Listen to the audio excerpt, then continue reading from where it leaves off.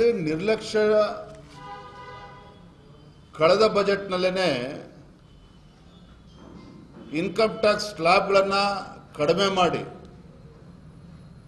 ಆದಾಯ ತೆರಿಗೆ ಮಿತಿಯನ್ನು 12 ಲಕ್ಷಕ್ಕೆ ಮೇಲೆ ಏರಿಸಿರುವಂಥದ್ದು, ಅಂದರೆ ಅಪ್ ಟು 12 lakhs. ಇವತ್ತು ಆದಾಯ ಟ್ಯಾಕ್ಸ್ ಕಟ್ತಕ್ಕಂಥ ಪ್ರಶ್ನೆನೇ ಬರೋದಿಲ್ಲ.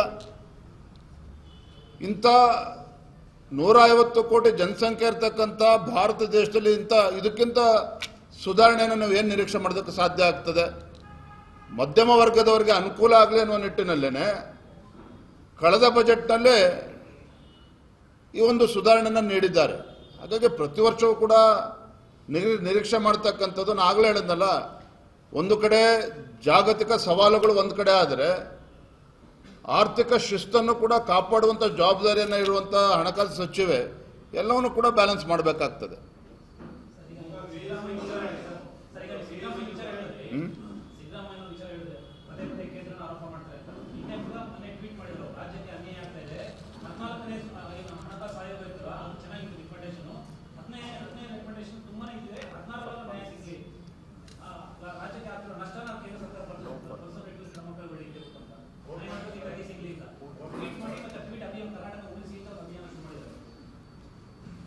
ತಮ್ಮ ಮುಖೇನ ಈ ರಾಜ್ಯದ ಗೌರವಾನ್ವಿತ ಮುಖ್ಯಮಂತ್ರಿಗಳಲ್ಲಿ ನಾನು ವಿನಂತಿ ಪೂರ್ವಕವಾಗಿ ನಾನು ಹೇಳೋದಕ್ಕೆ ಇಚ್ಛಪಡ್ತೇನೆ.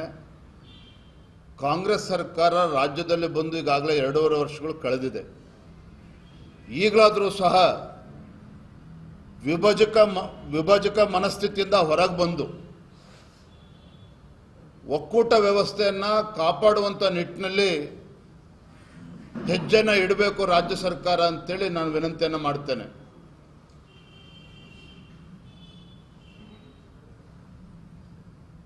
ನಾನು ಹಿಂದಿನ ಸಿದ್ದರಾಮಯ್ಯನವರ ಬಗ್ಗೆ ಹೇಳೋದಾದರೆ,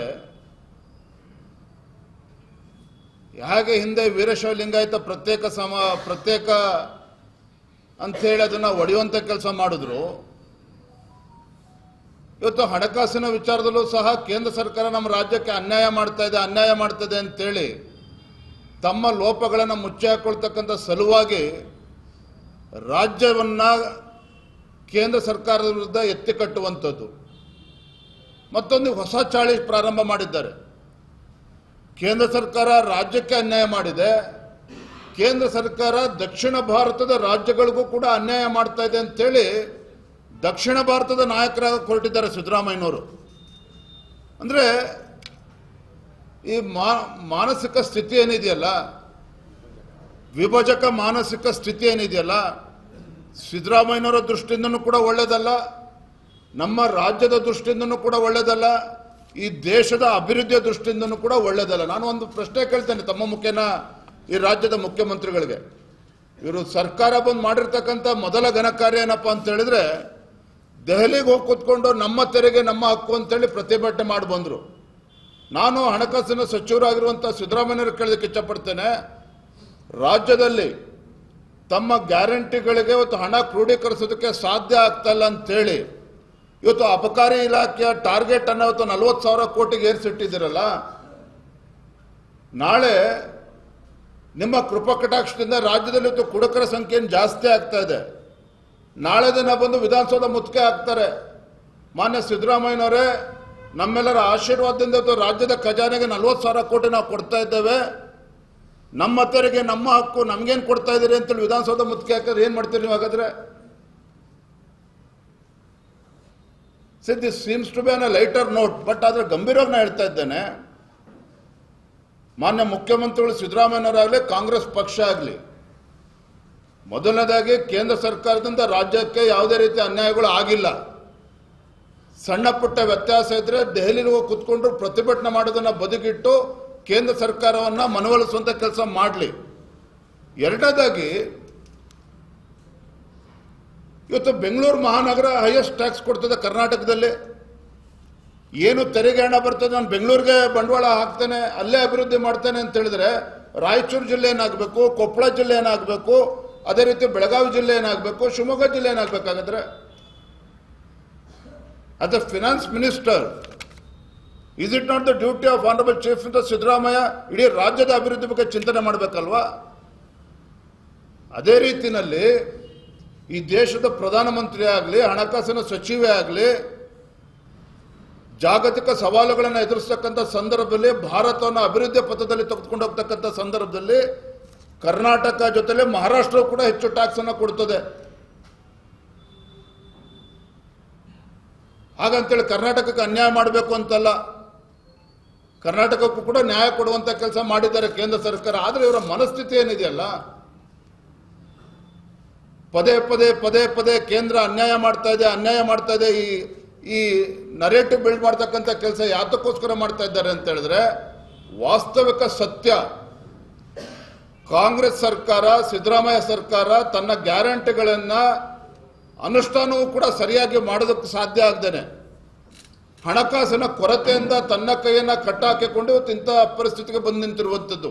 ಮೊನ್ನೆ ಸದನದಲ್ಲೂ ಕೂಡ ಹೇಳಿದ್ದೇನೆ, ಅರೆ ಮಂಡ್ಯದಲ್ಲಿ 8 ತಿಂಗಳಿಂದ ಸ್ವಾತಂತ್ರ್ಯ ಹೋರಾಟಗಾರ ಕುಟುಂಬಕ್ಕೆ ಗೌರವಧನವನ್ನು ಕೂಡ ಕೊಡೋದಕ್ಕೆ ಸಾಧ್ಯ ಆಗಿಲ್ಲ.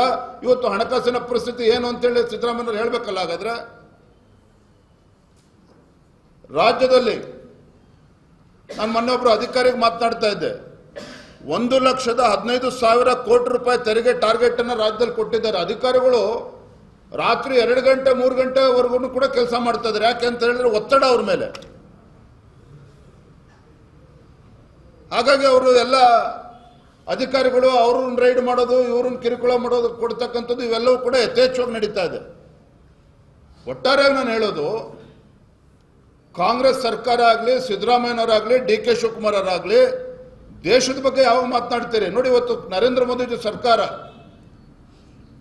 ಕಳೆದ 10 ವರ್ಷದಲ್ಲಿ ಈ ದೇಶದ ಮೂಲಭೂತ ಸೌಕರ್ಯ ದೇಶ ಅಂದ್ರೆ ಕರ್ನಾಟಕವೂ ಬಂತದ್ರಲ್ಲಿ 12 ಲಕ್ಷ ಕೋಟಿಯನ್ನ ಬಂಡವಾಳ ಹೂಡಿಕೆ ಮಾಡಿದ್ದಾರೆ.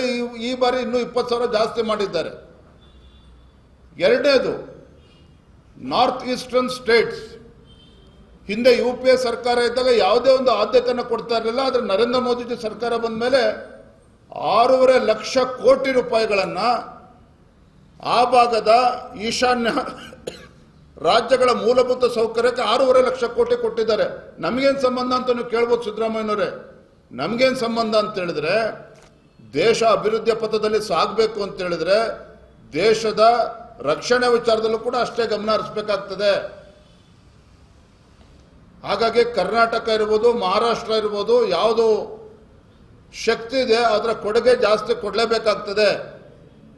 ದೇಶ ಅಭಿವೃದ್ಧಿ ಆಗಬೇಕು ಅಂತ ಹೇಳಿದ್ರೆ India is A union of States. ಎಲ್ಲ ರಾಜ್ಯಗಳ ಕೊಡುಗೆಯನ್ನು ಕೂಡ ಕೊಡಬೇಕಾಗ್ತದೆ. ಇವತ್ತು ನೋಡಿ, ಒಂದೇ ಒಂದು ಉದಾಹರಣೆ ಕೊಟ್ಟು ನಾನು ಮಾತನ್ನು ಮುಗಿಸ್ತೇನೆ. ದೇಶದಲ್ಲಿ 65 ಜಿಲ್ಲೆಗಳಲ್ಲಿ ನಕ್ಸಲಿಸಂ ಹಾವಳಿ ಇತ್ತು 2014 ಮುಂಚಿತವಾಗಿ. ಎಷ್ಟು ಜನ ಯೋಧರು ಪ್ರಾಣ ಕಳ್ಕೊಂಡಿದ್ದಾರೆ, ಎಷ್ಟು ಬಡವರು ಪ್ರಾಣ ಕಳ್ಕೊಂಡಿದ್ದಾರೆ ನಕ್ಸಲಿಸಂ ಹಾವಳಿಗೆ. ನಮ್ಮ ಶಿವಮೊಗ್ಗ ಜಿಲ್ಲೆಯಲ್ಲೂ ಯಾವ ರೀತಿ ನಕ್ಸಲಿಸಂ ಹಾವಳಿ ಇತ್ತು, ನಮ್ಮ ರಾಜ್ಯದಲ್ಲಿ ಆಗಿತ್ತು. ಕಳೆದ 5 ವರ್ಷದಲ್ಲಿ ನಕ್ಸಲಿಸಂ ಬಗ್ಗೆ ಚರ್ಚೆ ಆಗ್ತಿದೆ ಪತ್ರಿಕೆಗಳ ಮಾಧ್ಯಮಗಳಲ್ಲಿ. ಯಾಕೆ ಆಗ್ತಾ ಇಲ್ಲ ಅಂತ ಹೇಳಿದ್ರೆ, ಕೇಂದ್ರ ಸರ್ಕಾರ ಇವತ್ತು ನಕ್ಸಲಿಸಂ ಇರ್ತಕ್ಕಂಥ ಪ್ರಾಂತದಲ್ಲಿ ಮೂಲಭೂತ ಸೌಕರ್ಯಕ್ಕೆ ಹೆಚ್ಚು ಹಣವನ್ನು ಕೊಡ್ತಾ ಇದ್ದಾರೆ, ಸಾವಿರಾರು ಕೋಟಿ. ಅಲ್ಲಿ ರಸ್ತೆ ಅಭಿವೃದ್ಧಿ ಕೆಲಸಗಳನ್ನು ಮಾಡ್ತಾ ಇದ್ದಾರೆ, ಅಲ್ಲಿ ಉದ್ಯೋಗ ಸೃಷ್ಟಿ ಮಾಡೋದಂತ ಕೆಲಸ ಮಾಡ್ತಾ ಇದ್ದಾರೆ. ಇದರ ಪರಿಣಾಮ ಏನು ಅಂತ ಹೇಳಿದ್ರೆ, 65ರಿಂದ 70 ಜಿಲ್ಲೆಗಳಲ್ಲಿ ಅತಿ ಹೆಚ್ಚು ನಕ್ಸಲಿಸಂ ಇದ್ದಂಥ ಜಿಲ್ಲೆಗಳು ಈಗ ಕೇವಲ 10 ಜಿಲ್ಲೆಗಳಿಗೆ ಬಂದಿದೆ. ಅಲ್ಲೂ ಕೂಡ ಬುಡ ಸಮೇತ ಕಿತ್ತಾಕುವಂಥ ಕೆಲಸ ಕೇಂದ್ರ ಸರ್ಕಾರ ಮಾಡ್ತಾ ಇದೆ. ಯಾಕಿದನ್ನು ಇವತ್ತು ಉಲ್ಲೇಖ ಮಾಡ್ತಾ ಇದ್ದೇನೆ ಅಂತ ಹೇಳಿದ್ರೆ, ಕರ್ನಾಟಕದಿಂದ ಬರ್ತಕ್ಕಂಥ ತೆರಿಗೆ ಹಣ ಇರ್ಬೋದು, ಮಹಾರಾಷ್ಟ್ರದಿಂದ ಕೊಡ್ತಕ್ಕಂಥ GST ಮುಖೇನ ಕೊಡ್ತಕ್ಕಂಥ ತೆರಿಗೆ ಹಣ ಇರ್ಬೋದು, ಇದು ಯಾವುದೂ ಕೂಡ ಭ್ರಷ್ಟಾಚಾರ ಆಗಿಲ್ಲ. UPA ಸರ್ಕಾರ ಇದ್ದಾಗ 2G 4G ಎಲ್ಲವೂ ಕೂಡ ಕೇಳಿದ್ದೇವೆ, ನಾನು ಹೇಳೋದಕ್ಕೆ ಹೋಗೋದಿಲ್ಲ ಹೆಚ್ಚು. ಆದರೆ ಕಳೆದ 11 ವರ್ಷದಲ್ಲಿ ಕೇಂದ್ರ ಸರ್ಕಾರ, ನರೇಂದ್ರ ಮೋದಿಜಿ ಸರ್ಕಾರ ಭ್ರಷ್ಟಾಚಾರಕ್ಕೆ ಅವಕಾಶನ ಕೊಡದೇನೆ ಒಂದು ಭ್ರಷ್ಟಾಚಾರ ರಹಿತ ಆಡಳಿತವನ್ನು ಕೂಡ ಕೊಡ್ತಾ ಇದ್ದಾರೆ. ನಮ್ಮ ರಾಜ್ಯವೂ ಒಳಗೊಂಡಂತೆ ಕೇಂದ್ರಕ್ಕೆ GST ಮುಖೇನ ಹೋಗ್ತಕ್ಕಂಥ ಹಣವನ್ನ ದುರ್ಬಳಕೆ ಆಗದೇನೆ ಅದನ್ನು ಸದ್ಬಳಕೆ ಮಾಡಿಕೊಂಡು ದೇಶವನ್ನು ಅಭಿವೃದ್ಧಿ ಪಥದಲ್ಲಿ ತೆಗೆದುಕೊಂಡು ಹೋಗ್ತಾ ಇದ್ದಾರೆ. ಇದನ್ನ ಮನೆ ಸಿದ್ದರಾಮಯ್ಯನವರು ಅರ್ಥ ಮಾಡ್ಕೋಬೇಕು.